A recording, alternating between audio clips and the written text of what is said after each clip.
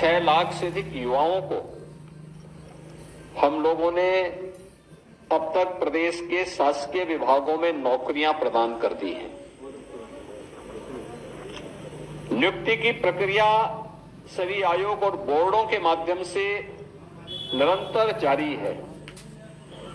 एक तरफ सरकारी विभागों में पूरी शुचिता और पारदर्शिता पूर्ण तरीके से नियुक्ति की प्रक्रिया, पार्टी की सरकार ने जो प्रयास प्रारंभ किए थे, आज उसके सार्थक परिणाम हम सबके सामने देखने को मिल रहे हैं। प्रदेश में सुरक्षा और कानून व्यवस्था की बेहतर स्थिति का परिणाम कैसे होता है, यह आज हम सबके सामने है। जब हम लोग देखते हैं कि जिस प्रदेश में कोई निवेश नहीं करना चाहता था, उस प्रदेश में देश भी और दुनिया भी आज निवेश करने के लिए आ रही है। आपने अभी पिछले दिनों देखा होगा, गत सप्ताह ही प्रधानमंत्री जी ने 10,24,000 करोड़ रुपए के निवेश के प्रस्तावों को जमीनी धरातल पर उतारा था, यानी उनका शिलान्यास का कार्यक्रम संपन्न हुआ। 10,24,000 करोड़ रुपए के निवेश के प्रस्ताव को जमीनी धरातल पर उतरने का मतलब आप जानते हैं? 34 लाख से अधिक नौजवानों को सीधे सीधे नौकरी। ये 34 लाख लोग पहले कहां जाते थे? देश के अंदर अलग अलग जगहों पर भटकते थे नौकरी के लिए। कोई महाराष्ट्र जाता था, कोई पंजाब जाता था, कोई बेंगलुरु जाता था, कोई गुजरात जाता था, कोई तमिलनाडु जाता था, कोई आंध्र प्रदेश जाता था।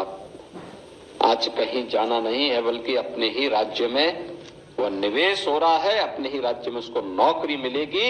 यह एक संभावना प्रदेश के अंदर तैयार कर दी गई।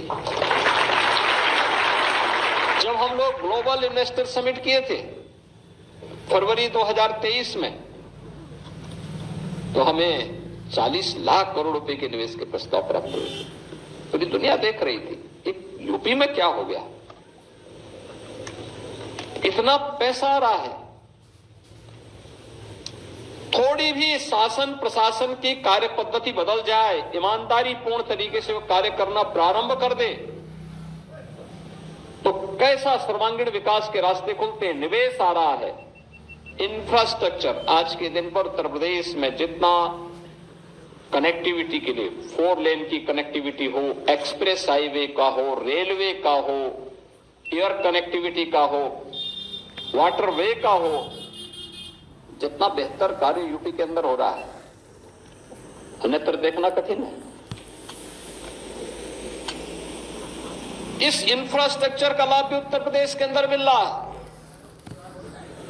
गांव गांव में विद्युतीकरण का कार्य हो रहा है, नए सब स्टेशन लग रहे हैं, नए जनरेशन प्लांट लग रहे हैं,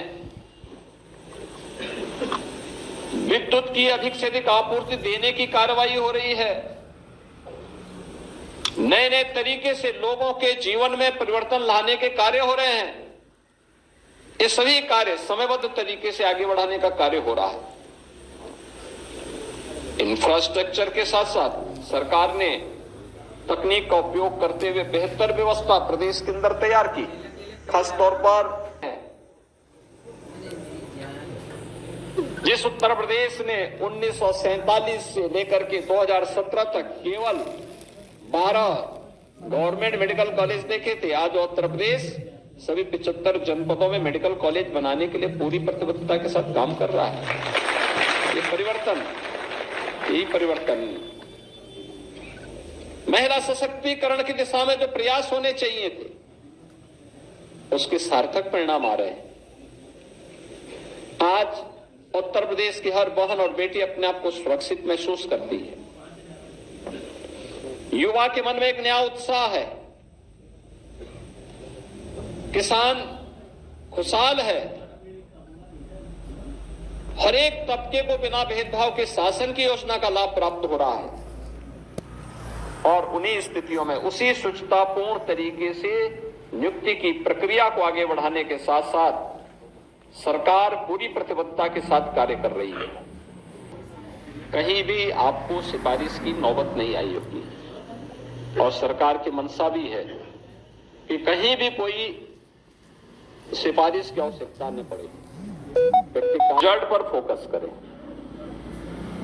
शासन की जो मंशा है वह प्रदेश और देश का विकास है।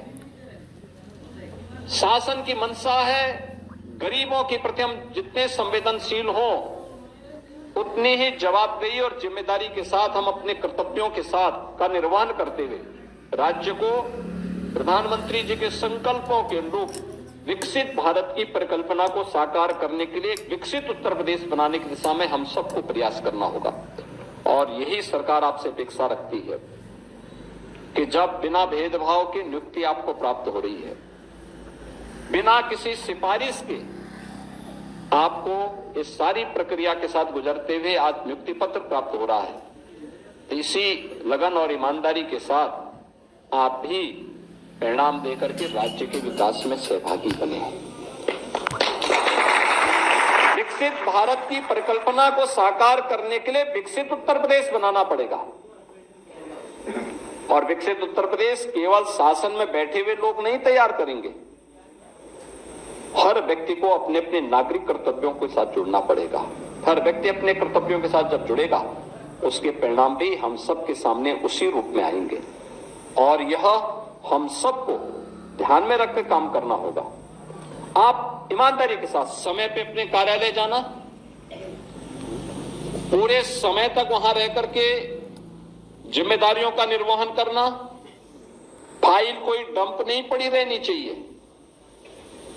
अगर आप प्रतिदिन के कार्य को समय पूर्व उसको वहां पे संपन्न करके आगे बढ़ेंगे तो आपके पास जानकारी, विभागीय जानकारी भी होगी, आपको उससे विभागीय जानकारी से नॉलेज भी होगा, अलग अलग क्षेत्र में जाने के बारे में वहां की जानकारियां भी मिलेंगी और साथ साथ अपने कार्य से संतुष्टि भी होगी। अक्सर होता है जब व्यक्ति के पास कार्य लगातार ढेर जमता है और समय पे उसका निस्तारण नहीं कर पाता है, तो वही बाद में फिर